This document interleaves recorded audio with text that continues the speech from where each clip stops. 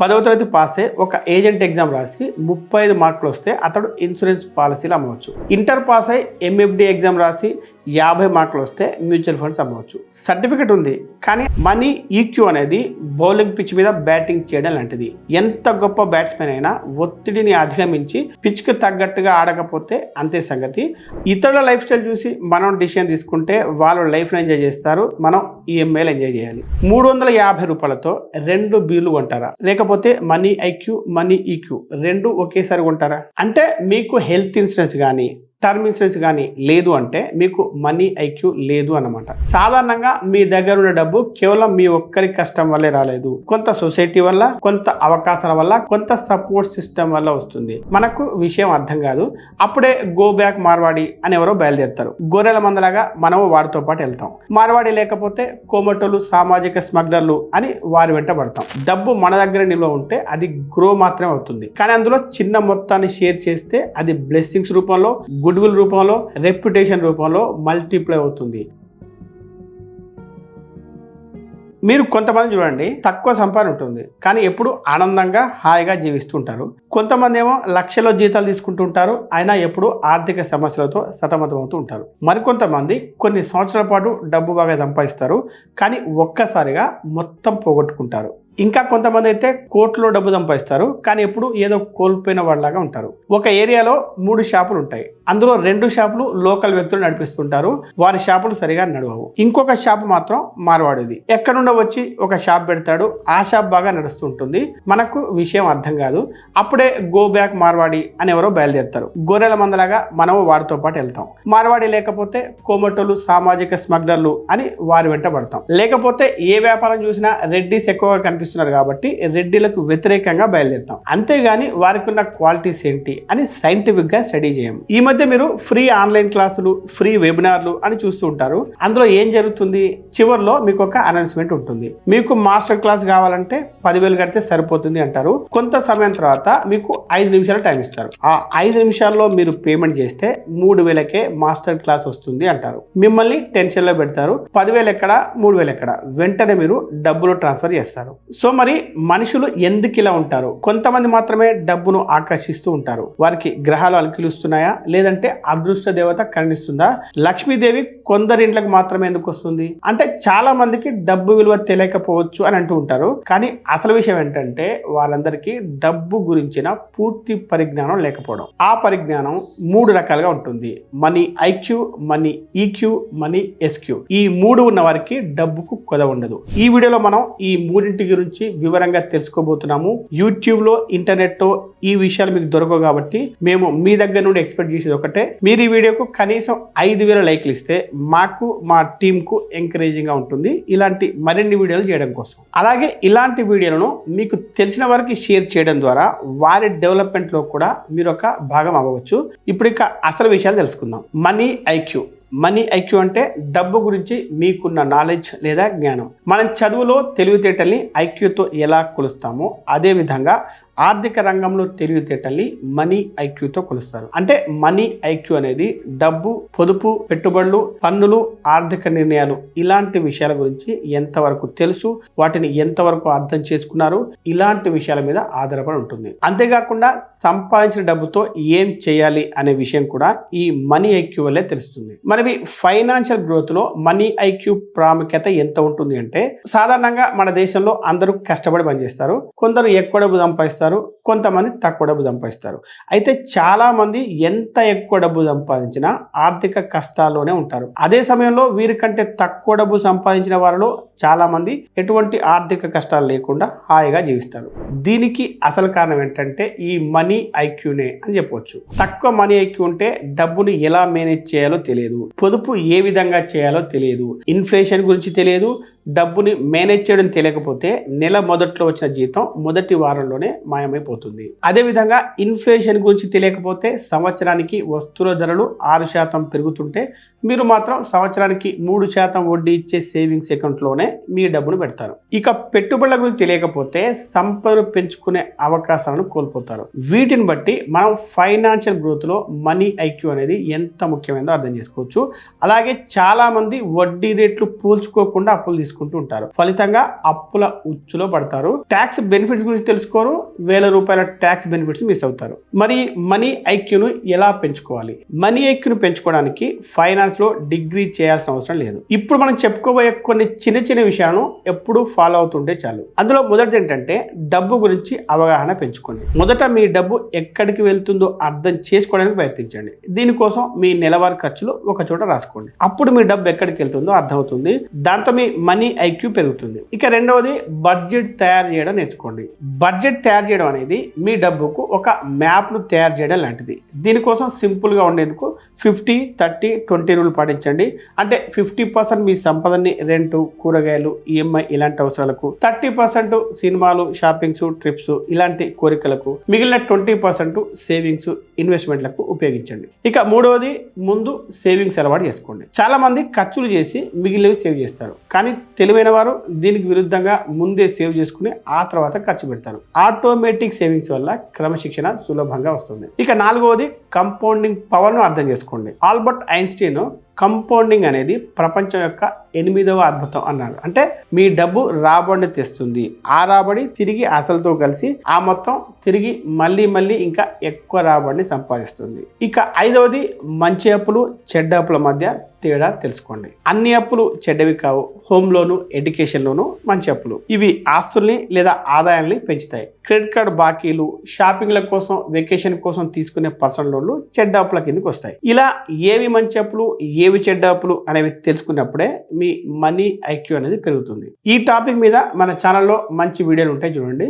ఇక ఆరవది పెద్ద రిస్కులను ముందుగానే కవర్ చేయండి. కేవలం డబ్బు సంపాదించడమే కాదు, డబ్బును కాపాడుకోవడం కూడా మనీ ఐక్యూను పెంచుకోవడానికి ఉపయోగపడుతుంది. ఎందుకంటే కొన్నిసార్లు ఒకే ఒక్క ఆసుపత్రి బిల్లు మీ 10 సంవత్సరాల సేవింగ్స్ మొత్తాన్ని నాశనం చేస్తుంది. ఇలాంటి సందర్భాల్లో మీకు ఎమర్జెన్సీ ఫండ్ కానీ, హెల్త్ ఇన్సూరెన్స్ కానీ ఉంటే అది మీ సేవింగ్స్ ను కాపాడుతుంది. అదేవిధంగా టర్మ్ ఇన్సూరెన్స్ మీకేదైనా జరిగితే మీ కుటుంబాన్ని కాపాడుతుంది. అంటే మీకు హెల్త్ ఇన్సూరెన్స్ కానీ, టర్మ్ ఇన్సూరెన్స్ కానీ లేదు అంటే మీకు మనీ ఐక్యూ లేదు అన్నమాట. ఇక ఏడవది కేవలం సేవ్ చేయకండి, ఇన్వెస్ట్ చేయండి.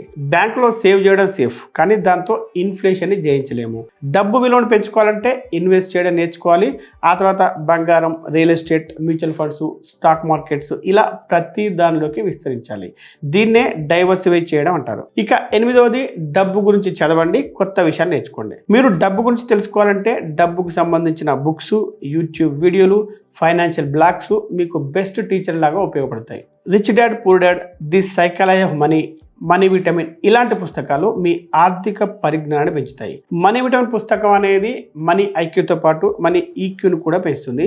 ₹350 2 బీర్లు కొంటారా? లేకపోతే మనీ ఐక్యూ, మనీ ఈక్యూ రెండు ఒకేసారి కొంటారా? ప్రపంచంలో మనీ ఐక్యూ, మనీ ఈక్యూ రెండు పెంచుకోవడానికి ఉన్న అతి చౌకైన మార్గం ఈ పుస్తకం. ఇంకా ఇలాంటి మరిన్ని పుస్తకాలు కేవలం రోజుకి ఒక 15 నిమిషాల పాటు ఇలాంటి పుస్తకాలు చదివినా కూడా మీ భవిష్యత్తు మారిపోతుంది. వీడియో కింద డిస్క్రిప్షన్లో ఇంకా పిన్నుడ్ కామెంట్స్లో ఈ పుస్తకం యొక్క లింక్ ఉంటుంది. ఆ లింక్ క్లిక్ చేసి మీరు ఈ పుస్తకాన్ని కొనుక్కోవచ్చు. ఇక 9వది డబ్బు గురించి తెలిసిన తెలివైన వారితో కలిసి తిరగండి. మీ స్నేహితులు ఎప్పుడు ఖర్చు చేసే వాళ్ళైతే మీరు కూడా ఖర్చు పెట్టేవారిగానే మారిపోతారు. అలా కాకుండా మీరు సేవింగ్స్, ఇన్వెస్ట్మెంట్స్, బిజినెస్ ఇలాంటి ప్రొడక్ట్స్ గురించి బాగా తెలిసిన వారితో స్నేహం చేస్తే మీరు కూడా అదే దారిలో నడుస్తారు. ఇక 10వది ఫైనాన్షియల్ డిసిప్లిన్ పాటించండి. మనీ ఐక్యూ పెంచుకోవడం ఒక్క రోజులో ఏ పని కాదు. అది కూడా యోగా, వ్యాయామం లాగే ప్రతిరోజు ప్రాక్టీస్ చేయాలి. ఎప్పటికప్పుడు ఖర్చులు ట్రాక్ చేయాలి, బడ్జెట్ తయారు చేసుకోవాలి, అనవసరమైన కొనుగోళ్లు, ఖర్చులు ఆపాలి. అలాగే ఆదాయం పెరిగితే ఇన్వెస్ట్మెంట్స్ కూడా పెంచాలి. ఇప్పుడు మనీ ఈక్యూ గురించి తెలుసుకుందాం.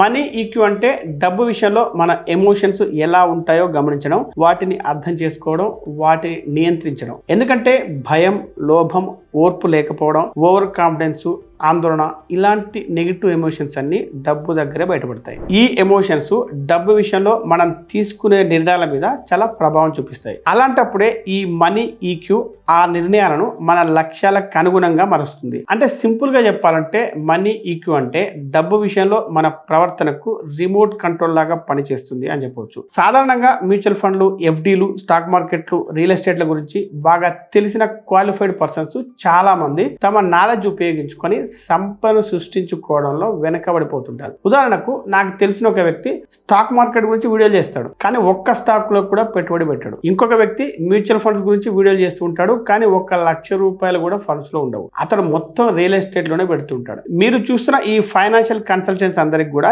చాలా మందికి మనీ ఐక్యూ ఉంటుంది, కానీ మనీ ఈక్యూ ఉండదు. మనీ ఎస్క్యూ అనేది అసలే ఉండదు. 10వ తరగతి పాస్ అయ్యి ఒక ఏజెంట్ ఎగ్జామ్ రాసి 35 మార్కులు వస్తే అతడు ఇన్సూరెన్స్ పాలసీలు అమ్మవచ్చు. ఇంటర్ పాస్ అయ్యి ఎంఎఫ్డి ఎగ్జామ్ రాసి 50 మార్కులు వస్తే మ్యూచువల్ ఫండ్స్ అమ్మవచ్చు. సర్టిఫికెట్ ఉంది, కానీ అది సరిపోదు కదా. ఈ రోజుల్లో కరెక్ట్ పర్సన్, ఎక్స్పీరియన్స్ పర్సన్, ముఖ్యంగా మనీ ఈక్యూ ఉన్న వ్యక్తి దొరకడం అనేది ఈ రోజుల్లో చాలా కష్టం. అంటే ఈ రోజుల్లో తక్కువ చదువుకున్న, ఫైనాన్షియల్ నాలెడ్జ్ తక్కువగా ఉన్నా కూడా క్రమశిక్షణ, భావోద్వేగ నియంత్రణ ఉన్న వాళ్ళు మాత్రం పెద్ద సంపదను సృష్టించవచ్చు. అంటే మీకు ఎంత మనీ ఐక్యూ ఉన్నా, మనీ ఈక్యూ లేకపోతే మాత్రం సంపాదించిన డబ్బంతా ఏదో ఒక రోజు ఏదో ఒక రూపంలో కోల్పోవాల్సి వస్తుంది. ఇప్పుడు ఫైనాన్షియల్ గ్రోత్ లో మనీ ఈక్యూ ప్రాధాన్యత గురించి ఒక ఉదాహరణ చూస్తే 2020లో కోవిడ్-19 వచ్చేసరికి నిఫ్టీ దాదాపు 40% పడిపోయింది. చాలా మంది ఎస్ఐపీలు ఆపేశారు.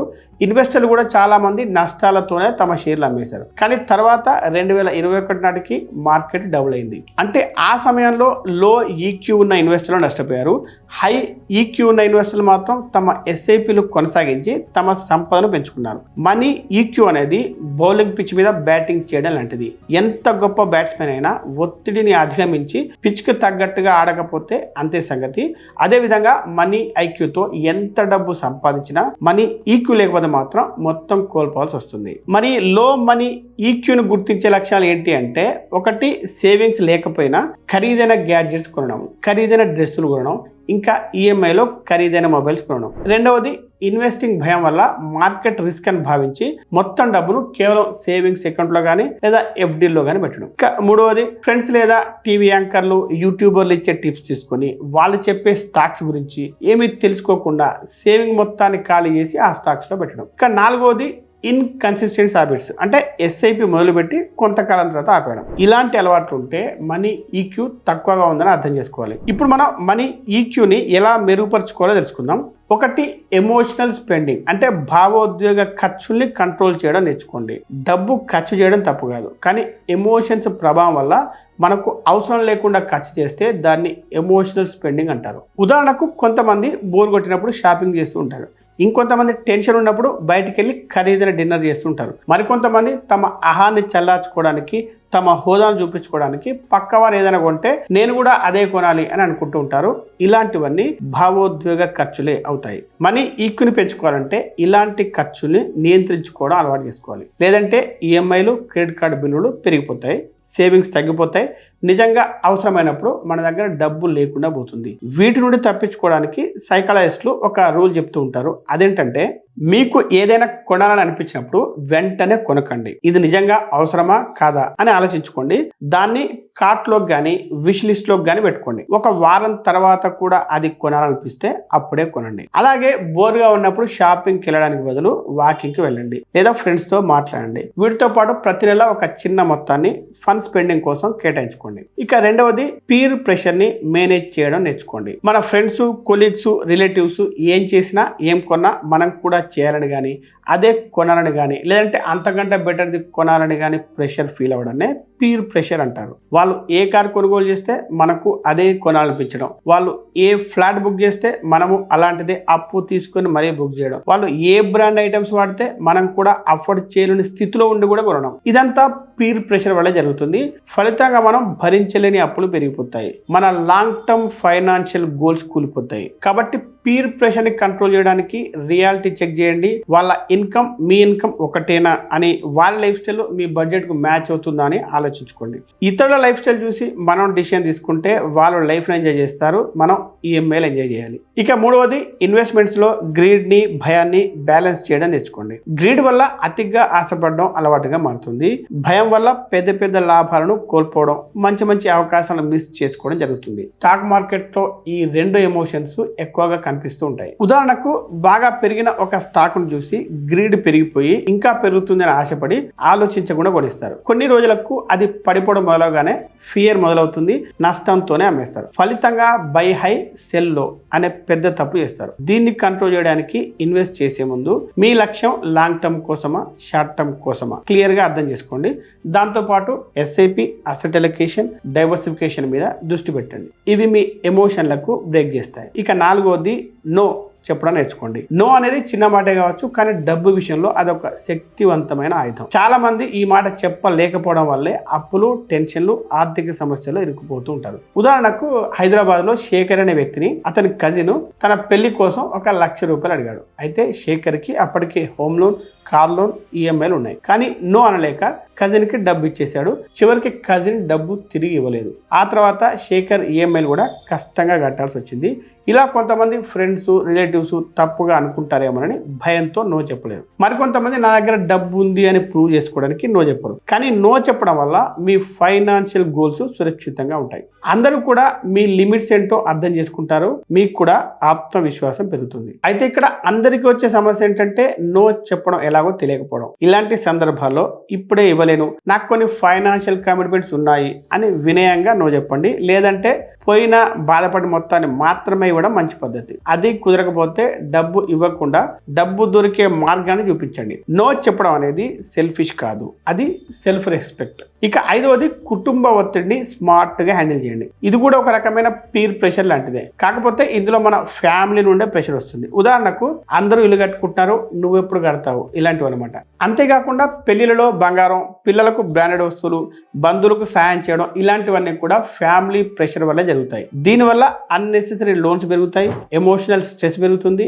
దీన్ని ఎలా హ్యాండిల్ చేయాలంటే ఫ్యామిలీతో నిజాయితీగా మాట్లాడండి. ఇప్పుడే ఫ్లాట్ కొనలేము, కానీ మరో 3 సంవత్సరాలు సేవింగ్ చేసుకుంటే కొనగలము అని ఎక్స్ప్లెయిన్ చేయండి. ఫ్యామిలీకి కూడా స్లోగా ఫైనాన్షియల్ లిటరసీ నేర్పండి. అప్పుడు ఈఎంఐ బడ్డలు కానీ, కంపౌండ్ ఇంట్రెస్ట్ కానీ, గోల్స్ గురించి కానీ వాళ్ళకు అర్థమవుతుంది. ఇక ఆరవది, ఇంట్లో డబ్బు గురించి హెల్తీ సంభాషణలు చేయండి. సాధారణంగా మెజారిటీ కుటుంబాల్లో డబ్బు గురించి మాట్లాడడం ఒక నిషేధించిన విషయంగా భావిస్తారు. భర్త భార్యకి ఖర్చుల గురించి చెప్పడం, తల్లిదండ్రులు సేవింగ్స్ గురించి పిల్లలకు నేర్పించడం, ఇలా చేయడం వల్ల లేనిపోని సమస్యలు వస్తాయని భయపడతారు. కానీ హెల్తీ మనీ డిస్కషన్స్ ఉంటే ఫ్యామిలీ స్ట్రాంగ్ అవుతుంది, ఫైనాన్షియల్ స్ట్రెస్ కూడా తగ్గుతుంది. చాలా మంది డబ్బు విషయాలు మాట్లాడితే మిస్అండర్స్టాండ్ చేసుకుంటారు అని అవాయిడ్ చేస్తారు. కానీ నిజానికి క్లారిటీ లేకపోవడమే సమస్యకి కారణం అవుతుంది. కానీ హెల్తీ డిస్కషన్స్ వల్ల ట్రాన్స్పరెన్సీ పెరిగి ఎవరు ఎంత సంపాదిస్తున్నారు, ఖర్చులు ఏ విధంగా ఉన్నాయి అన్నది క్లియర్గా అర్థమవుతుంది. అంతేకాకుండా హస్బెండ్, వైఫ్, పేరెంట్స్, కిడ్స్ అంతా కలిసి ఒక టీమ్గా పనిచేయడం వల్ల టీం వర్క్ ఫీల్ వస్తుంది. గోప్యంగా డిసిషన్స్ తీసుకోవడం మానేసి ఓపెన్గా మాట్లాడడం వల్ల మిస్అండర్స్టాండింగ్స్ తగ్గుతాయి, స్ట్రెస్ తగ్గుతుంది, పిల్లలకు కూడా ఫైనాన్షియల్ లిటరసీ వస్తుంది, వాళ్ళు కూడా నేర్చుకుంటారు. దీన్ని ఎలా ప్రాక్టీస్ చేయాలంటే, మంత్లీ ఒక ఫ్యామిలీ ఫైనాన్షియల్ మీటింగ్ ఏర్పాటు చేసుకొని ఇన్కమ్, ఎక్స్పెన్సెస్, సేవింగ్స్ గురించి డిస్కస్ చేసుకోండి. అలాగే నువ్వెంత ఖర్చు చేసావంటే నువ్వంత ఖర్చు చేసావని బ్లేమ్ గేమ్ ఆడకుండా వాటిని మనం ఎలా బ్యాలెన్స్ చేయాలి అని చర్చించండి. వినడానికి ఇది మీకు విచిత్రంగా అనిపించిన కంపెనీలో ఇలాగే మీటింగ్లు పెట్టుకోవడం వల్ల ఖర్చులు తగ్గుతాయి, ప్రొడక్టివిటీ పెరుగుతుంది, లాభాలు పెరుగుతాయి. ఇక ఇప్పుడు ఇంకొక అతి ముఖ్యమైన అంశం మనీ ఎస్క్యూ, అంటే money spiritual quotient. Money IQ డబ్బుతో ఏం చేయాలో నేర్పిస్తే, మనీ ఈక్యూ డబ్బుతో ఎలా ప్రవర్తించాలో నేర్పిస్తుంది. అయితే మనీ ఎస్క్యూ మాత్రం ఈ రెండింటికి భిన్నంగా డబ్బును ఎందుకు ఉపయోగించాలో నేర్పిస్తుంది. అంతేకాకుండా మనం డబ్బు విషయంలో ఎంత ఆధ్యాత్మికంగా ఉండాలో, ఎంత విలువలతో ఎలా వ్యవహరించాలో నేర్పిస్తుంది.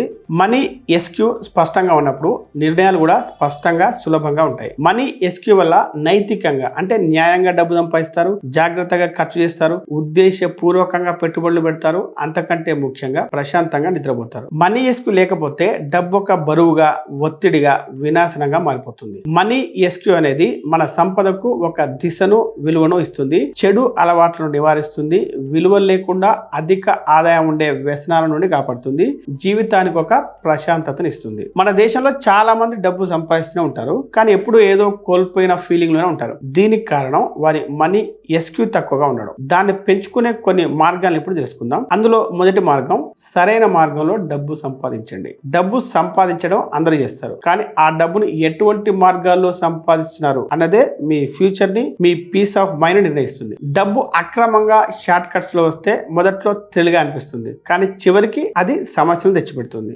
బ్లాక్ మనీ మీకు కొత్త టెన్షన్స్ తెచ్చిపెడితే లాటరీలు, బెట్టింగ్ యాప్స్, ఫేక్ ఎమ్మెల్యే స్కీములు డబ్బుతో పాటు మనశ్శాంతిని కూడా దెబ్బతీస్తాయి. ఇక లంచాలు పీస్ ఆఫ్ మైండ్ చెడగొడతాయి. అందువల్ల డబ్బును ఎప్పుడు సరైన పద్ధతిలోనే సంపాదించాలి. అంటే డబ్బు సంపాదనలో విలువలు పాటించాలి. చిన్న చీటింగ్ చేసినా అది బిగ్ ట్రబుల్ గా మారుతుందని గుర్తుపెట్టుకోండి.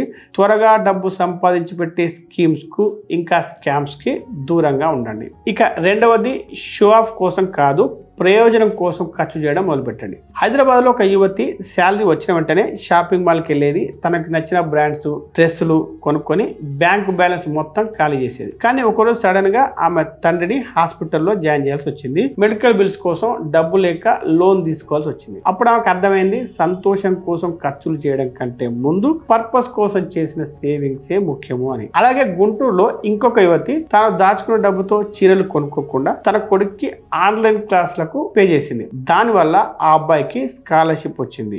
దీన్ని బట్టి ప్రయోజనం ఉన్న ఖర్చులు దీర్ఘకాలికంగా ఆనందాన్ని ఇస్తాయి అని చెప్పవచ్చు. ఇక మూడవది, మీరు సంపాదించిన దాంట్లో కొంత పంచండి. సాధారణంగా మీ దగ్గర ఉన్న డబ్బు కేవలం మీ ఒక్కరి కష్టం వల్లే రాలేదు. కొంత సొసైటీ వల్ల, కొంత అవకాశాల వల్ల, కొంత సపోర్ట్ సిస్టమ్ వల్ల వస్తుంది. ఇలా మన సంపదలో చాలా విషయాల పాత్ర ఉంటుంది. కాబట్టి మనం మన సంపదలో ఎంతో కొంత అయినా తిరిగి షేర్ చేయాలి. డబ్బు మన దగ్గర నిల్వ ఉంటే అది గ్రో మాత్రమే అవుతుంది. కానీ అందులో చిన్న మొత్తాన్ని షేర్ చేస్తే అది బ్లెస్సింగ్స్ రూపంలో, గుడ్ విల్ రూపంలో, రెప్యుటేషన్ రూపంలో మల్టిప్లై అవుతుంది. అంతేకాకుండా షేర్ చేయడం వల్ల మనలో గ్రాటిట్యూడ్ పెరుగుతుంది, గ్రీడ్ తగ్గుతుంది. విజయవాడలో ఒక వ్యాపారి ప్రతి నెల తన ప్రాఫిట్ లో 5% అనాథాశ్రమానికి దానం చేస్తూ ఉంటాడు. మొదట్లో స్మాల్ హెల్ప్ గా అనిపించేది, కానీ స్లోగా ఆ ఆర్ఫనేజ్లో చదివిన పిల్లలు మంచి జాబ్స్ సంపాదించి సెటిల్ అవుతూ ఉన్నారు. ఇంకొక వైపు అతని బిజినెస్ కూడా బ్రహ్మాండంగా నడుస్తుంది.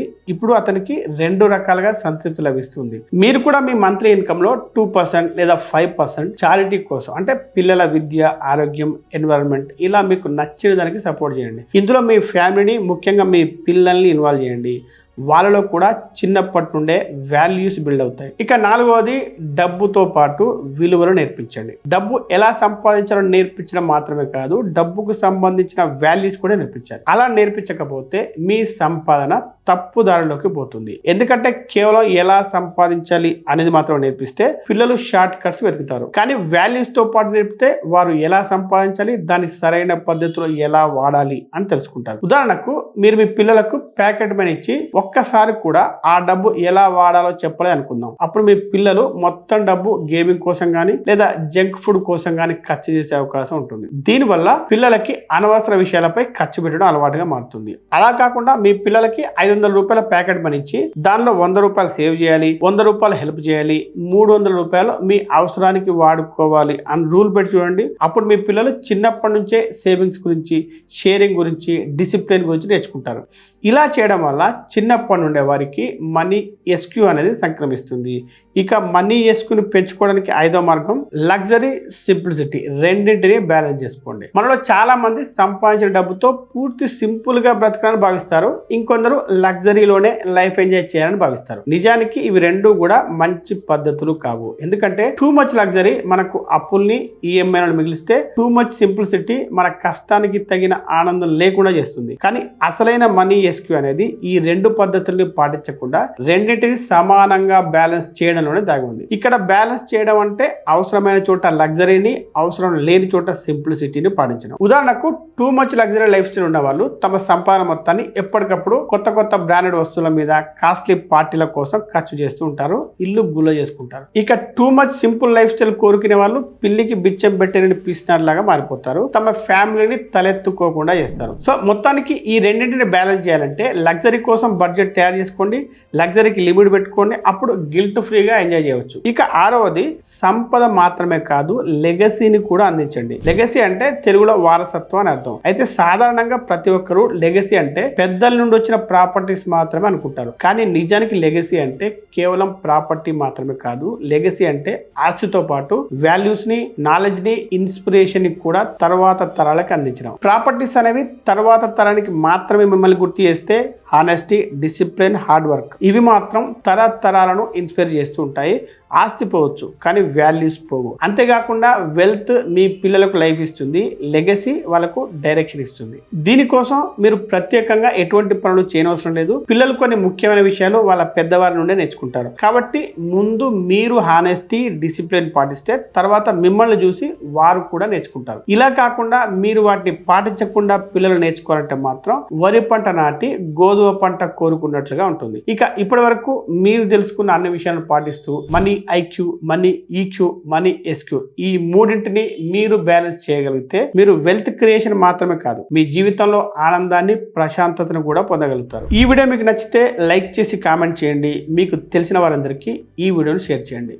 Be rich, stay rich.